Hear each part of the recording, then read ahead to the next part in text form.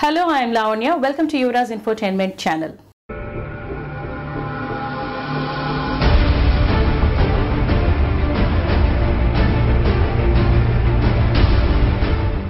ఈ రోజు మీకోసం ఒక హిస్టారికల్ న్యూస్తో వచ్చాం.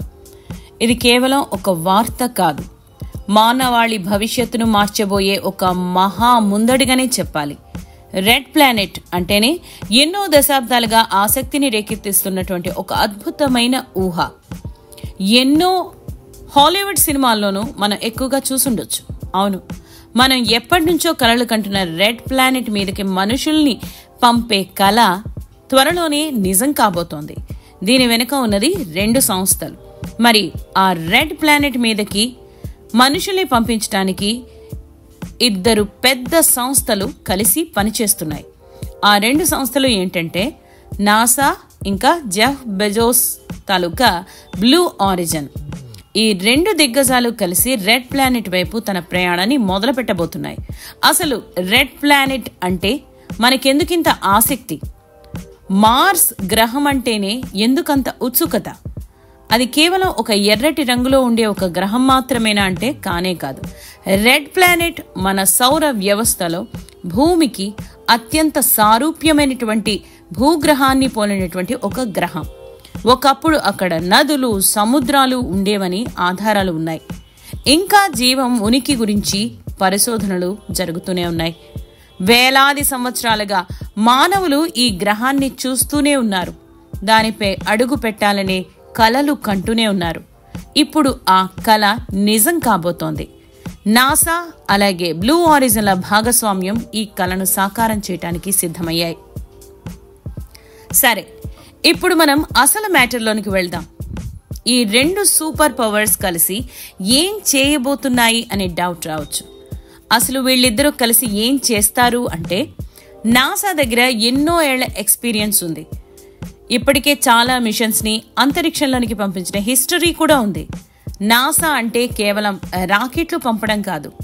అపోలో మిషన్లు, space shuttles, international space station ఇవన్నీ కూడా నాసా విజయాల కోవకే వస్తాయి.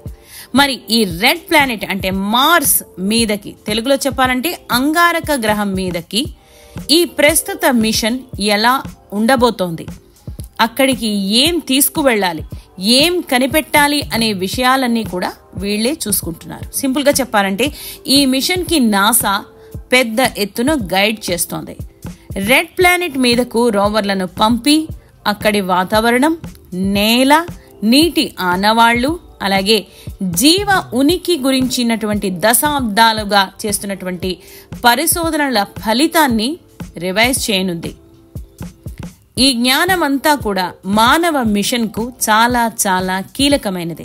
అంతేకాదు, మిషన్ ప్లానింగ్, వ్యోమగాముల శిక్షణ అంటే ఆస్ట్రోనాట్స్ తాలూకా శిక్షణ, అలాగే spacecraft design, life support system, వీటన్నింటిలో నాసాకి అపారమైనటువంటి అనుభవం అయితే ఉంది. రెడ్ ప్లానెట్ మీద మానవులు ఎలా బ్రతకాలి, ఏం తినాలి, ఎక్కడ ఉండాలి అనే దానిపై పూర్తి క్లారిటీతో ఉంది. మరి ఇక జెఫ్ బెజోస్ స్థాపించిన బ్లూ ఆరిజిన్ విషయానికే వస్తే, వాళ్ళ దగ్గర సూపర్ పవర్ఫుల్ రాకెట్స్ ఉన్నాయి. అలాగే స్పేస్లోనికి పెద్ద పెద్ద వస్తువుల్ని తీసుకువెళ్ళటంలో వాళ్ళు ఇప్పటికే ప్రూవ్ చేసుకున్నారు. ఎందుకంటే వారి న్యూ గ్లైన్ అనేటటువంటి భారీ ర్యాకెట్ భారీ పేలోడ్లను అంతరిక్షంలోనికి తీసుకువెళ్లే సామర్థ్యాన్ని కలిగి ఉంది. ఆల్రెడీ వాళ్ళు చంద్రుడి మీదకి ల్యాండర్ని కూడా తయారు చేశారు. కాబట్టి రెడ్ ప్లానెట్ కి తీసుకువెళ్లే ర్యాకెట్స్ ని కూడా వీళ్లే తయారు చేస్తున్నారు. అంతేకాదు, అక్కడ ఉండటానికి కావలసిన ఇళ్లు, మిగతా సామాన్లు కూడా బ్లూ ఆరిజినే తయారు చేసే పనిలో ఉంది. బ్లూ ఆరిజిన్ భారీ ర్యాకెట్ల ద్వారా రెడ్ ప్లానెట్ మీదకు వ్యోమగాములు వెళ్లే ముందే వారికి కావలసిన ఆహారం, నీరు, నివాస యూనిట్లు, పరికరాలు వంటి వాటిని పంపించవచ్చు. ఇది చాలా చాలా కీలకమైనటువంటి విషయం. రెడ్ ప్లానెట్ మిషన్ ని సాకారం చేయడానికి దశల వారీగా ప్రణాళికలను సిద్ధం చేసుకున్నారు. మొదటిగా ప్రిపరేషన్ దశ అంటే ప్రీ మిషన్ ఫేజ్. అంటే ఇప్పటికే మార్స్ మీద ఆల్రెడీ ఉన్న రోవర్లు అంటే పెర్సివరెన్స్ కానీ, క్యూరియాసిటీలు కానీ మరింత సమాచారాన్ని సేకరిస్తాయి. భవిష్యత్తులో మరిన్ని రోబోటిక్ మిషన్లను పంపించి మానవులు దిగడానికి అత్యంత సురక్షితమైన ప్రదేశాన్ని, అలాగే తగినన్ని వనరులు లభించే ప్రదేశాన్ని కూడా గుర్తిస్తారు. ఇక లాజిస్టిక్ ప్లానింగ్ విషయానికి వస్తే, మానవులు వెళ్లడానికి చాలా సంవత్సరాల ముందే వారికి అవసరమైన సామగ్రి, నివాస యూనిట్స్, విద్యుదుత్పత్తి వ్యవస్థలు, నీటి శుద్ధి ప్లాంట్లు వంటివి ఈ మార్స్ ప్లానెట్ మీదకు పంపిస్తారు. బ్లూ ఆరిజన్ యొక్క భారీ ర్యాకెట్లు ఇక్కడ కీలక పాత్రని పోషించనున్నాయి. ఇక ఆ తర్వాత అంతరిక్షంలో అసెంబుల్ చేస్తారు. భూమి నుండి అంతరిక్షంలోనికి వివిధ యంత్ర భాగాలను పంపించి అక్కడ ఒక పెద్ద red planet bound space ship ను నిర్మించే అవకాశం ఉంది.